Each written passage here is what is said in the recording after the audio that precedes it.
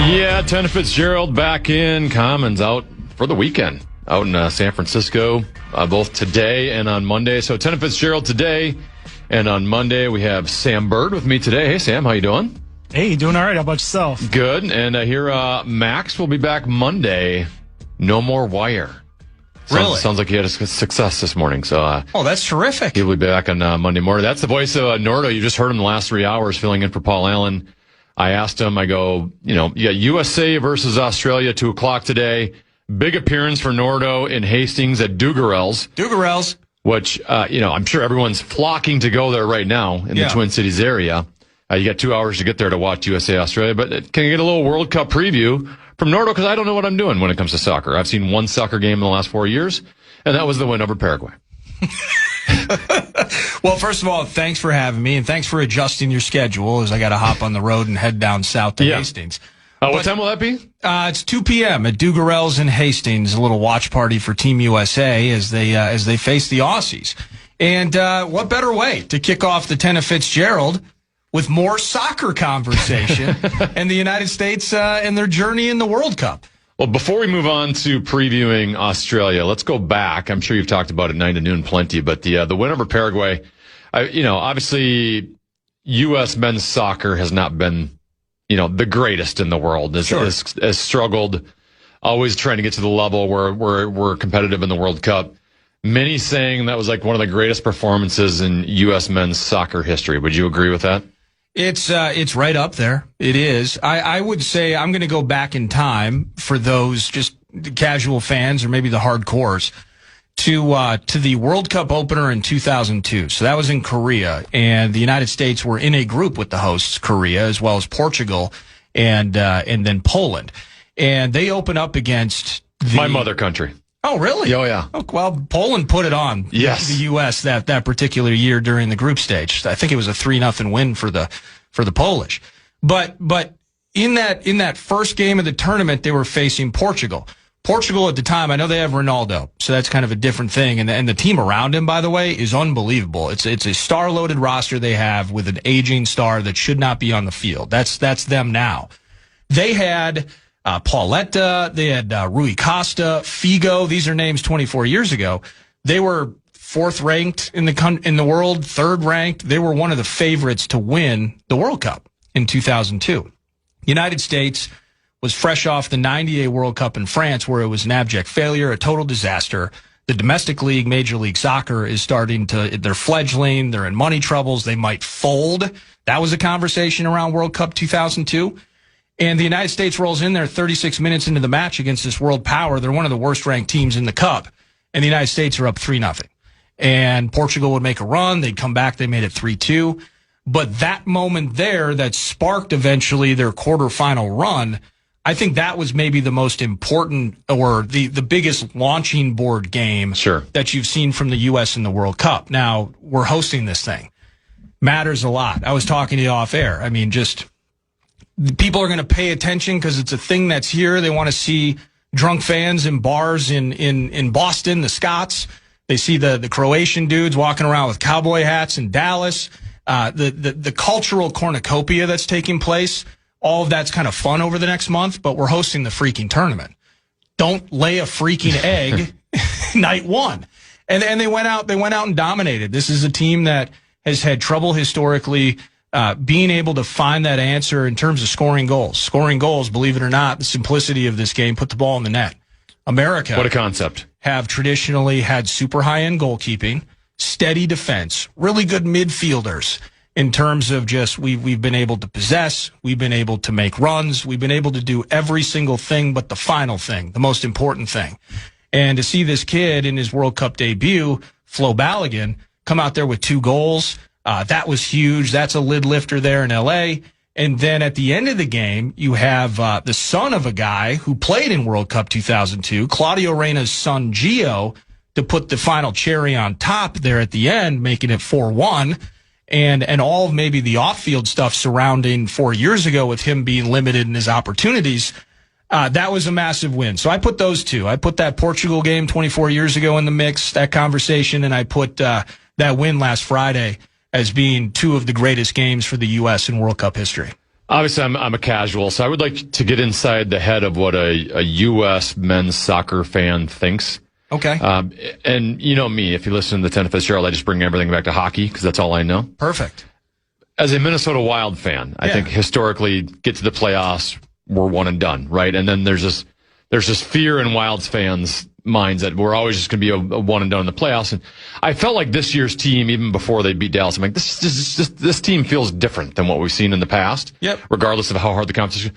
Would that be equal to how a USA soccer fan feels? Like you always feel like you get to the World Cup and you're going to blow it, or do you feel like this team is different than past teams? I feel that it's different. Yeah, okay. I have a similar mindset. I felt that about the Wild too, and the Quinn Hughes acquisition. And we were talking about it a bit. I was joking when I was filling in this morning. Don't count out Billy G, right? Everyone, he was the guy saying relax when we were trying to figure out how this Kaprizov deal was going to go. He comes out cover of darkness, trades a lot for Quinn Hughes. We get a lot. I mean, that was nice and has been nice. Excited for that to continue being nice in a Wild sweater. Doesn't make a move at the deadline, bolsters the bottom six, and it's just kind of the trust in terms of what Billy G is building here. This team felt different. They get through Dallas. First time they've won an opening series, in 10 or 11 years. So you dig that, fall flat against Dallas, or fall flat against the Avs. The expectations for this team in this tournament, the United States are not the favorite. France is maybe as push button as it gets. They've been to the last two finals. They won one of them. It was a shootout with Messi in Argentina 4 years ago. And if you watched that opening game, they truly do just push a button and decide, yeah, we're better. And Mbappe's world, he's one of the best on the planet. The United States are middling. The United States are set up now in a spot where they should get out of the group stage. That's kind of like us thinking like the Wild, it should be a standard that they're winning a playoff series, right? So the standard for Team USA should be get out of the group stage, get to the knockout rounds. And it's set up as the host. It's set up with this new 48-team format that if they get out of the group, they win the group, their match in the first knockout game should be a speed bump. It should be another super highly favored American team dominating a team that is just happy to be there. That's how it should go. The expectations aren't huge, but to that end, this team feels different. This team feels different about, I mentioned Flo Balogun. This team feels different in its quality in terms of experience and where they've developed and what they're doing in their club lives. We have more players that are playing in European leagues. That's really important. Iron sharpening iron would be a cliche. Sure. We'll be using at Vikings training camp in a month or so. That's the same in this sport. Guys playing against Premier League, playing against Italian League, German League competition, that matters in your youth development, and it certainly matters in terms of who you're playing in your pro career. I think 9 of the 11 starters are European club players. So the high end seems better than normal. Seems better than normal, yeah. And, I had Josh Wolf on when I was hosting. He made his whole career out of playing in MLS. I think he spent one time in like a third league with a German team for like 6 months in the early 2000s. That's completely flipped now. And everybody's going. It's like it's like the transfer portal. We're not the only nation doing it. Everybody's trying to find some connection of nationality to find the best players playing in the best leagues to make them put their flag on their chest and play. So we've been successful with that. Love the coach. Love his scheme. And then Is he from Argentina, by the way? He's from Argentina. Isn't that weird? It is weird. But does that happen all over the place where the coaches aren't the same nationality? It's happening more often now. That seems bizarre. It's possibly the new way. But why? No team has ever won the World Cup with a foreign-born coach, by the way. Okay. So I forget what the stat is. I think it's pretty close. Let's call it 10 to 15 countries. I could be wrong on that. But 10 to 15 coaches. Just the whole purpose of the tournament is our country versus your country. And now we're getting people from other countries to help us out. I agree. Makes no sense. I understand that. But, okay, so if we just went with MLS players, guys that were born here, developed here, played professionally here, we wouldn't be talking about a team getting out of the group. There's a lot of things, again, the evolution of it, where if your parents are from a country and your grandparents are from a country. So Flo Balogun, he is born in New York. Okay. I believe his father, maybe both his parents are Nigerian immigrants. So you get to choose between the two? But he grows up in London, and he's in the Premier League Youth Academy. At one point, Flo Balogun could choose between playing for England. And he probably took a look at the roster. He's like, ooh, I need a chance to play here. Or parents from Nigeria, let's go represent the homeland. Yeah. And African soccer is really on the rise. Would have been an awesome place for him to go. Or play in America. He had all three of those choices.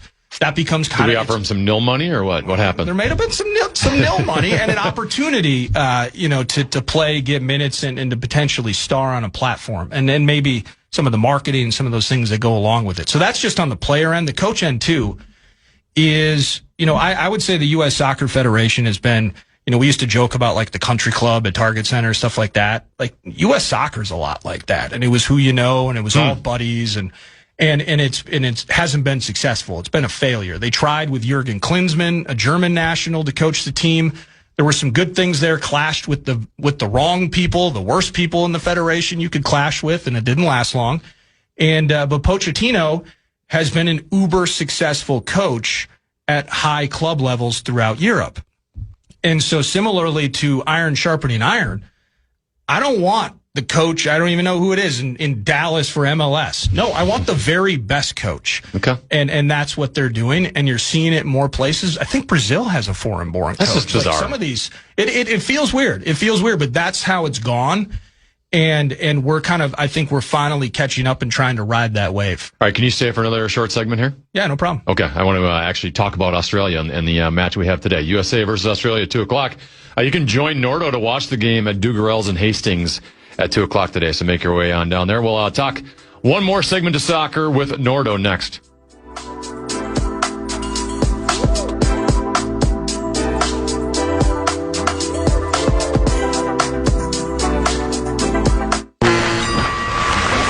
Welcome aboard the Tennafitzgerald. In for comment on the Fan. From the 1-800-ASK-GARY Traffic Center. This report is sponsored by Silver Tree Plumbing, Heating, and Cooling. Still looking at a jackknife. Talking a little football with Nordo from 9 to noon. This will be the last segment with him. Then he's going to be on his way to Hastings to go watch USA versus Australia at 2 o'clock today. Watch party with the Fan and Nordo at Dugarel's in Hastings. I just like saying Dugarel's. Dugarel's is a cool name. I apparently if you're in, if you're the guy or gal that posts up, maybe you grab a pint and a burger. Their food's delicious there. It's Doogie's. Doogie's. Yeah. I would be Doogie's. Doogie's. I would be a Doogie's guy if I got to Hastings more often. So Dugarel's at 2. If so inclined, come party with us and watch the U.S. All right, do we have an update on Christian Pulisic? Sorry if I'm saying his name wrong. He had the left calf injury. He got pulled out of the Paraguay win because they were up enough. And I told you a couple days ago, just my amateur mind watching that game, I'm used to seeing USA Soccer not really having the most skill guys in the world. And I watched that game going, man, we have a guy in Pulisic who can actually beat guys one-on-one and make plays. Do we have an update on him? And if so, if he can't go, what kind of a loss is that for USA? It's a devastating loss. Now, devastating loss in terms of what he brings to the team. So from a soccer standpoint, when I say chief creator, think about a terrific center who, he's going to get he's going to score 40 for you, but he's also going to have that intuitive vision, unlike anything Sounds like Jokic. else. There we go. Yeah. He's Jokic. He's the Jokic of this team. Not the Jokic on a global perspective, but Jokic on this team. That's what. Does he own horses? That's what you're missing. I don't know. I have no idea. That's a good question. I have not seen a definitive update. I want him to play if he can go. It's tricky. They pull him out at halftime. Sure, it's precautionary. Didn't hurt that the team was up 3-0 at the break. His ability to just dictate, and he puts so much pressure on defenders. You have to absolutely account for him, probably with two bodies, anywhere he is near the box. And then that creates, because he's so good at distributing that ball, he is a playmaker, that he creates opportunities for the Balagans of the world, for the Gio Reynas of the world, some of these other guys. So it's a massive loss, but the opportunity the Americans are going to have, regardless of if he plays today. For me, he's either starting or he shouldn't even be available today. That's how I'm looking at it with him. Yeah. Don't start him on the bench, and if things get tough, don't Christian Darrisaw him. No, thank you. Yeah. You're either in and playing, or we'll see you next week against Turkey. Australia today is going to be irritating. So what they do is they chill. They're going to play 11 guys behind the ball as much as they can for as much of the game. So when you watch the game today, the United States will have the ball, let's call it 70 to 75% of the time. And solving that puzzle will be elite passing and working to find small bits of space within, again, this turtle shell defensive look that they call it low block, you could call it if you want to dig into it a bit. But it's going to be a test of patience. And then like I said last segment, finishing skills, something that hopefully a Balogun, a Reyna, some of these guys, Weston McKennie look terrific. No need to just name everybody on the roster. The point is finishing skills. That's going to be the patience or the lack of it that this team shows potentially today. So, I had read that Australia, when they played Turkey, only possessed the ball for 30% of the game, even though they won the game 2-0. That's correct. So it's, just picture a scenario, and we've seen it. Let's go back to the Minnesota Wild. Let's watch the Avalanche on a power play. Let's watch them dominating, and we're under siege, and this is ugly. And Wallstedt is sweating, and it's stoppage, saved by Wallstedt, ring this thing around. It's just, they're on us. That's going to be us on Australia today. Now, what we can have happen is what Australia did to Turkey. That's where Marcus Foligno takes advantage of that turnover and shoves that shorty down their throat to take that 5-4 lead in game one. That's what Australia did twice to Turkey. The shots were insane. I don't have the stats in front of me. Turkey had 30 shots and 10, 12, and that's just total, but on target, I think it was 9 or 10, something like that. They dominated possession, dominated the opportunities. But the crafty nature of how Australia plays, you make a mistake and you turn the ball over, and suddenly it's like you're leaning too far forward, and they take the pivot point out and you're falling on your face. They're heading the other way. So it will be a game. We'll have the ball like Turkey did. We'll have the opportunities that Turkey did. Turkey didn't score. And that's again, the finishing skills is really what's going to dictate this. And no bad turnovers. No bad turnovers when you're overcommitted offensively that can send them with numbers the other direction. Again, no different than hockey, right? I mean, the field's a little bit bigger. It's on grass, but it's kind of the same thing. Don't turn it over and let odd man rushes the other direction. It's just like a wild game. And just flop a couple times and maybe get a chance for some freebies. Well, they're trying to kind of tamp down the flop. We're getting there a little bit. Yeah. We got a long way to go. I saw this quote from the Paraguay. Well, I shouldn't say quote. I'm paraphrasing this, but the Paraguay coach after the U.S. lost. Are you going to read the Spanish transcript of it? Or? He commented about the USA's midfield. He said they create a pentagon in midfield. They have a solution to every problem. Can you explain? Yeah. I mean, I know what a pentagon is, but from a soccer X's and O's standpoint, can you explain to me what the USA is doing at the midfield? Is that different than what other teams do, and why is it successful? No, it's not different. It's just kind of the idea of, and let's even we can go back to hockey a bit, is just, when you watch, I'm sure you're teaching kids like to find windows. Like find windows where you're constantly passing connected. Lanes, yeah, passing lanes. So the connectivity of this group is so important. And in these first two games here, Paraguay last week and this game today, the lack of quality that they have, Australia and Paraguay in the midfield, is why we can look as good as we did. And he calls it a pentagon. I'm just looking for a freaking triangle in some of these games where I at least got three guys who can exchange passes and maintain possession. 5, 6, 7 passes while you just try to find little bits of space. So it's something that every team tries to do.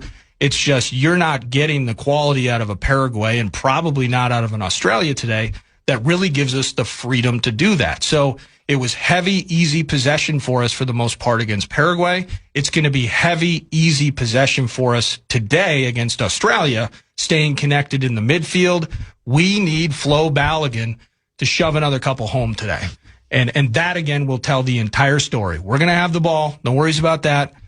no turnovers and counters, and just 1 or 2 in the net, and the United States have a chance to win the group today. We'll win the group if we beat Australia and Paraguay ties or beats Turkey. And we're moving on. We call them the Socceroos is what we call them. I don't want to do that. Socceroos. So yes. Last question. These two teams played in a friendly back in October. USA came back to win that one 2-1. Yeah. My reports are that Pulisic got left in that game and that it was a very physical affair. Would you expect a lot of bumping and grinding today? It's going to be physical. Yeah, it's going to be physical. That and that kind of lends to the ambiguity of the conversation around Christian and if he's going to be available today. This ain't a friendly, so if he can go, he should freaking go, or just not be available. That's how, again, I mentioned that before. It will be a super physical game. I'd expect a few cards. Watch for it on our side. Tyler Adams is an absolute beast and an animal, but he's also a guy that loves to get his head into the mix, so I could see him easily getting a card in this game for a heavy challenge of some sort, just to kind of set the tone. But the thing about the friendlies, soccer's a little different. Like, what you're seeing from this team now, it's almost like they're happy to put the shirt on and represent the country. I truly believe that. This is a camaraderie group here. They're loving being able to represent America in America on the biggest stage. But they have a little bit of float. We had a new coach. We're learning a new scheme. We had some trials and tribulations. There was the lack of having to qualify that I think led to some people moonwalking, I should say, through some matches during the last couple years as Pochettino put things together. So I don't see a ton that is relevant or applicable from October. Typically there can be super important things that you can see when they meet up in qualifying or in friendlies. In this particular case, though, while it will be physical, it should be advantage U.S. in just about every potential metric. Thank you, Nordo. You're on your way off to Hastings. Going to Dugarel's. Let's go to watch a little soccer today. Yes, I can't wait, man. Thanks for having me in. This is fun. Thanks for coming on. Appreciate it. That's Nordo. Like I said, he'll be at Dugarel's in Hastings at 2:00 today. Go down and watch that USA-Australia game with him today at 2:00. I forgot to set the tone for the rest of the show today. We do have Dan Hayes from The Athletic to talk Twins at 2:30. Lil B will join the entire 1 o'clock hour. But up next, we're talking Timberwolves basketball offseason. There's a lot of, let's just say it's speculation season right now with the Minnesota Timberwolves. We'll hear from Dane Moore next, right here on the Tennafitzgerald. Rock the boat, don't rock the boat. You're on board the Tennafitzgerald on the Fan. Our iHeartRadio Music Festival, presented by Capital.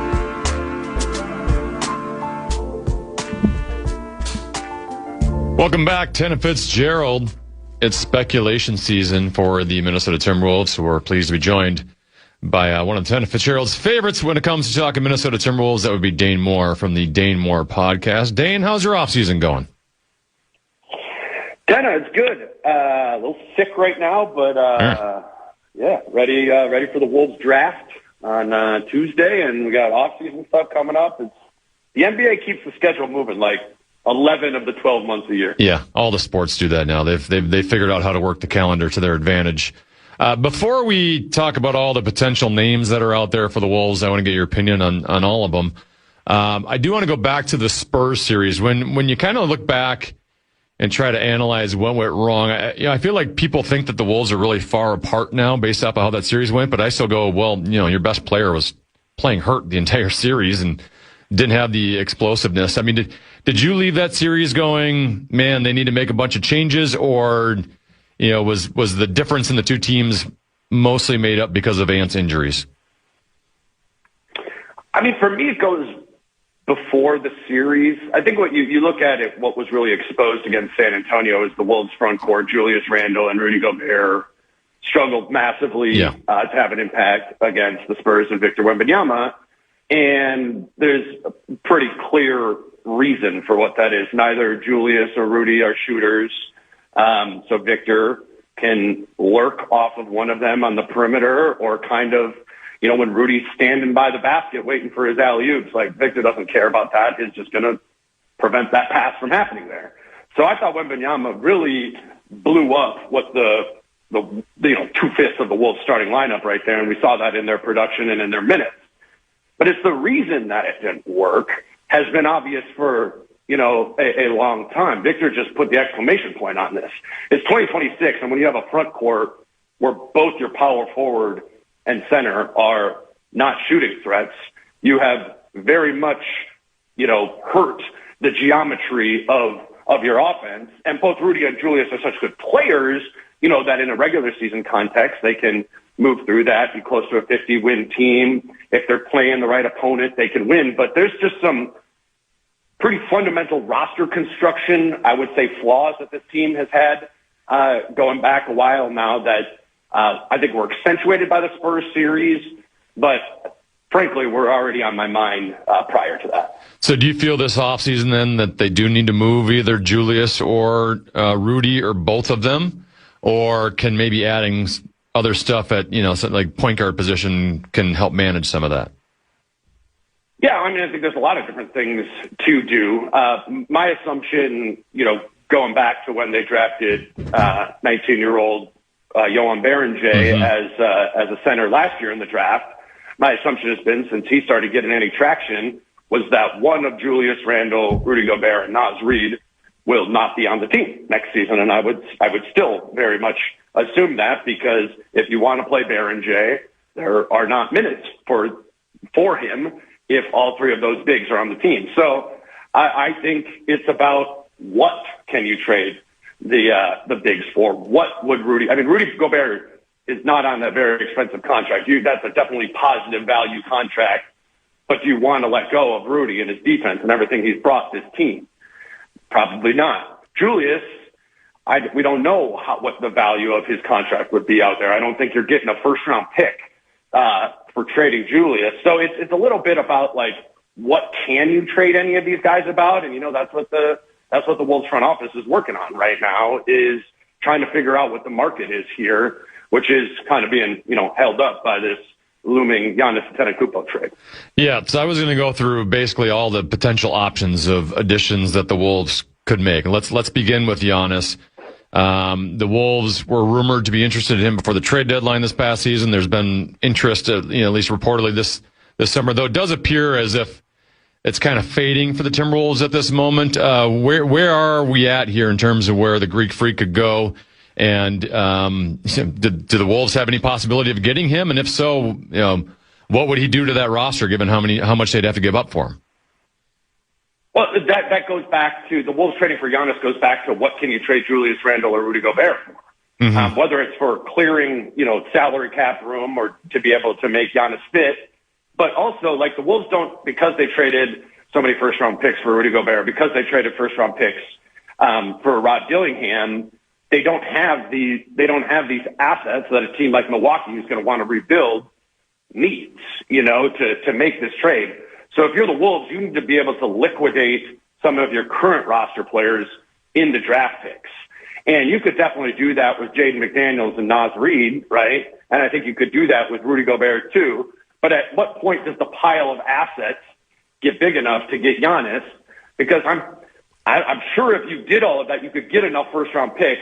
But then is your team at the end of the day just Giannis, Ant, and 10 minimum players? That's the issue I keep running into is how do you make these trades and still put together, a roster that's competent and has any depth? That's always been the obstacle I've ran into when looking at Giannis trades. Where do you see Giannis going? Boston or Miami, I think are the favorites right now. And they just have you look at Boston, they have, Giannis makes $60 million, and Boston has a $60 million player in Jaylen Brown that they could, trade him straight up for. It gets a little bit more complicated when you're the Wolves and your most expensive player is Anthony Edwards. You don't want to trade him. I think Giannis's contract is kind of an issue here. And I think Boston matches up salary-wise cleanly and also has some picks to offer. So I don't know. I think so much of this stuff these days, I would almost bet that the team Giannis winds up on is a team we haven't heard anything about. Because all these little dribs and drabs of information we're getting right now are all agenda-driven leaks, largely coming from agents. So this is the most reliable sourcing, comes from executives and other front offices, right? And those people are all being silent right now. So I don't know. I think it's going to surprise us when it happens. But if I had to look at the landscape, I think I would guess Boston. All right. How about Kyrie Irving in Dallas? Is Dallas going to be willing to move him? Would he be a good fit here? Obviously, he's getting a little up in age. But if you're the Wolves, do you have interest in Kyrie Irving, and what would it take to get him? Yeah, well, because they have so few assets in terms of draft picks that they can trade, I think if you're the Wolves, when you're making a trade, you're looking at incurring risk, right? Yeah. You can go get a Kyrie Irving for a lot cheaper than you can get a Giannis or a player who has less risk associated. I mean, Kyrie's is going to be 34 years old, coming off an ACL. There's obviously risk associated there. I'm sure John Morant is coming up on your list here too. There's obviously risk associated. You read my mind. But I think that's kind of, yeah, right. That's the market I think you're kind of operating in right now. If you're the Wolves, is given the limited assets you have, what type of risk are you willing to occur? Because I think what they can purchase with their draft picks here is only players who are going to come with some associated risk. But I love the fit of Kyrie. You got your point guard there. Like if you can make that happen there, that one seems from a basketball standpoint to be the best fit to me. I think it just comes down to, how much is Dallas wanting to get back in return? Are they really valuing Kyrie Irving, or are they kind of ready to move on to a younger era around Cooper Flagg? I think the price tag in terms of how much it costs to get these guys still needs to be determined. But we know with Kyrie Irving and John Morant, it's going to be less than it is, for Giannis or some of these other players who have less risk. Yeah, you mentioned Ja Morant. You mentioned risk, and there's a lot when it comes to Ja. I'm curious what you think the state is of Ja Morant, because at one point, I don't know, was this 4 or 5 years ago? It seemed like he was going to be one of the best players in all of basketball. We saw him in that 6-game series versus the Wolves in the playoffs. He was completely dominant. Obviously, he couldn't stop brandishing firearms on video. He, really hasn't been on the court a whole lot the last 2 years. So, there's not a lot of risk in terms of, he's still young. He probably still has a lot of prime left. What are your thoughts on Ja from a physical standpoint, a mental standpoint, emotional standpoint? And would you be willing to take on that risk here in Minnesota? Yeah, the mental, emotional, personality element would all just be, speculative from me. I have, similar information you all do, knowing about his track record of getting suspended. I mean, it's not good what his behavior was there, and due to the suspensions and due to injuries, he has not played much in the last few years. That obviously needs to all be taken into consideration, and you need to do your due diligence if you're Tim Conley to even consider that.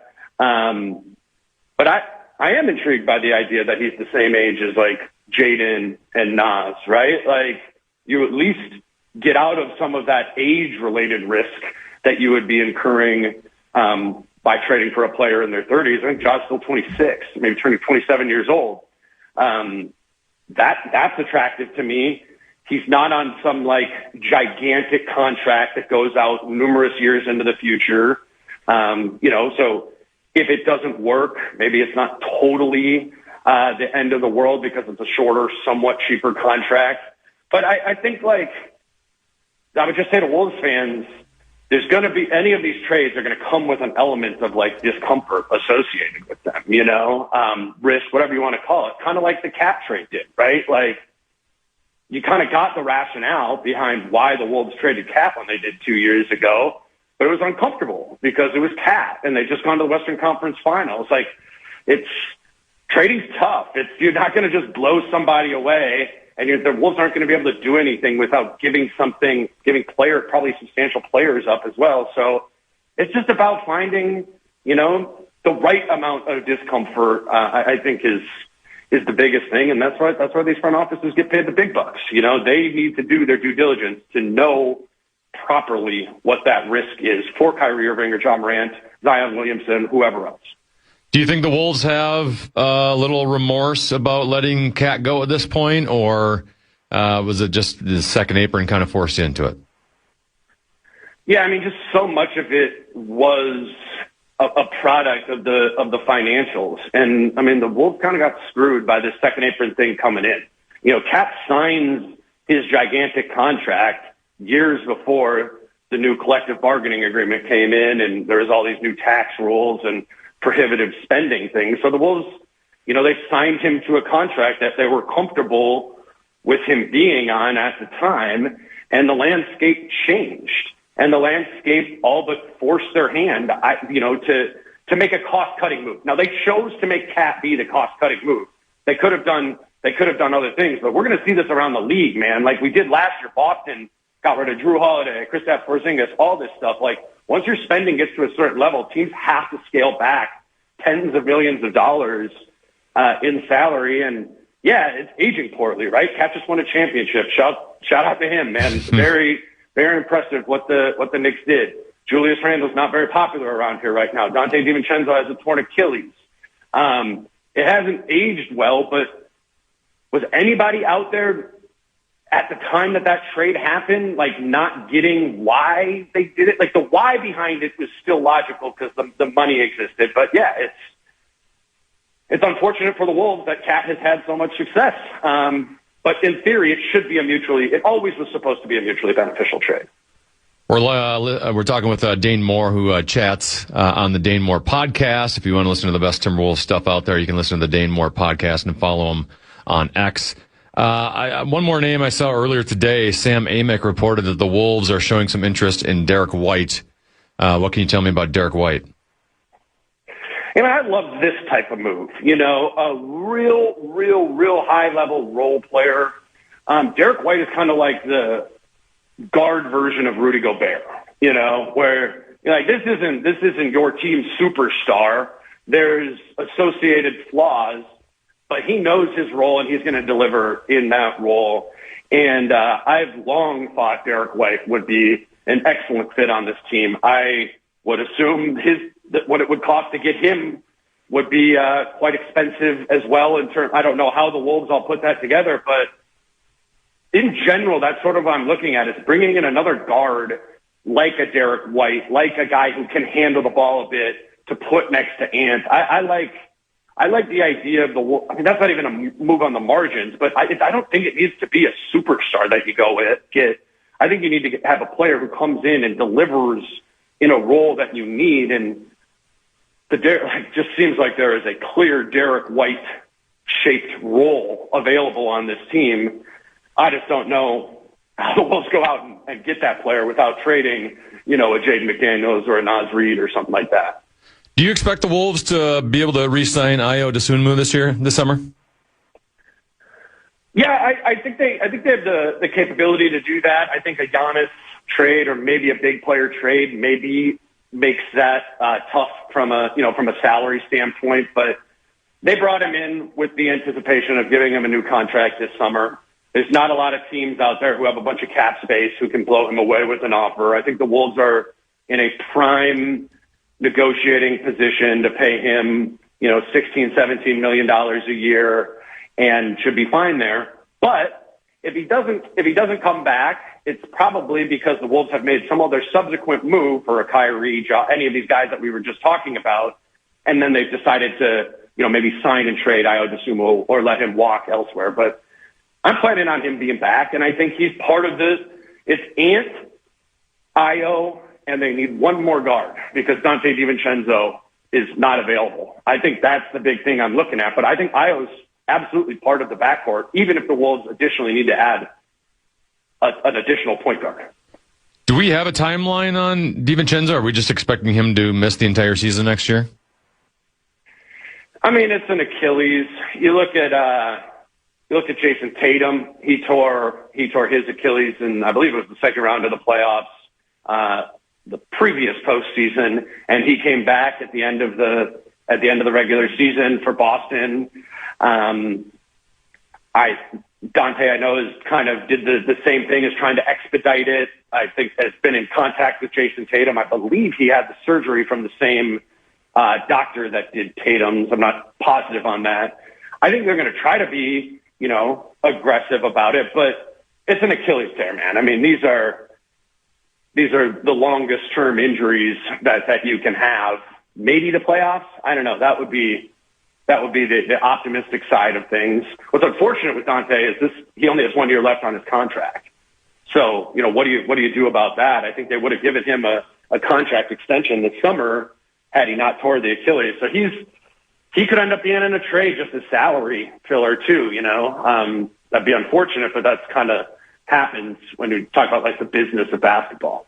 I do look at the Spurs series and go, man, what if we had Dante in that series? Because the way San Antonio defended the Wolves, it was like they were just, if you just had anyone who could just hit open threes in the corner, you could have been able to kind of maybe change what they thought, what they did defensively. And I thought he was sorely missed there. Yeah, I try to say this on the radio without using the wrong terminology, but Anthony Edwards had some high praise related to Gorillas and Dante DiVincenzo in the Denver series. Remember that? Where Dante DiVincenzo made the really big shot at the end of that game. What happened on that play is Ant's dribbling up the court, and as soon as he crosses half court, two players go to double team him right as he's crossing half court, and Dante's right there, one pass away for that big shot. That's exactly how San Antonio guarded Ant in this series. You cross half court, you saw it, right? Double team as soon as he crosses half court. If you have an elite shooter one pass away, you can't really play that defense against Ant. So I think you're absolutely right in saying that DiVincenzo would have made a big difference in that series. They missed him there, but they just missed his 3-point volume, man. Like, I think you run that series back. I think that a change in approach for the Wolves would be, how do we just shoot more threes and not even try to go challenge Wembanyama at the rim, right? And I think they had to challenge him as much because you kind of replaced DiVincenzo, an elite shooter, with Terrence Shannon Jr., who is a player who attacks the basket, right? It was kind of unfortunate timing for that to happen because you're totally right. He would have been a huge asset in that series against the Spurs. All right, final question for you. Joan Beringer was a rookie this last year, kind of played limited moments.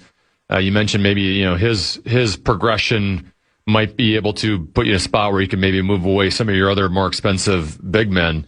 What did you see from Beringer in year one, and how far away is he from being ready? What does he need to work on? Well, we saw very little of him on the floor. He played in a couple of games when Rudy Gobert had some suspensions or injuries, and I thought he was impressive in those games, but it was just little pockets of time, nothing that really blew you away. For me, what has blown me away about Joan Beringer is seeing how much he's physically grown and weight and strength he's put on, and then, when we do these media availabilities with the team, they're often after practice, and all the players who aren't in the rotation kind of play scrimmages afterwards. And I'm telling you, man, I've seen a lot of great athlete NBA players make crazy dunks in person, but this Beringer kid is just hungry to dunk on people.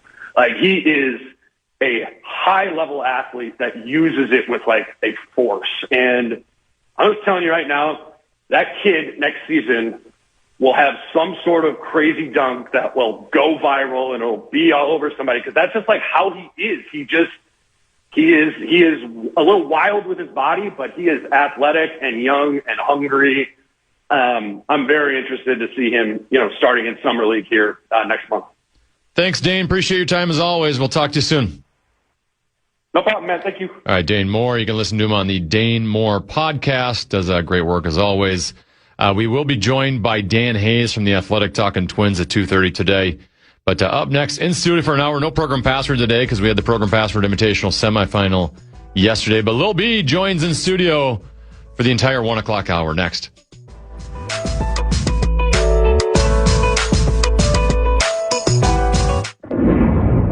If the boats are rocking, Tenna must be talking. You're on board the Tennafitzgerald. In for comment on the Fan.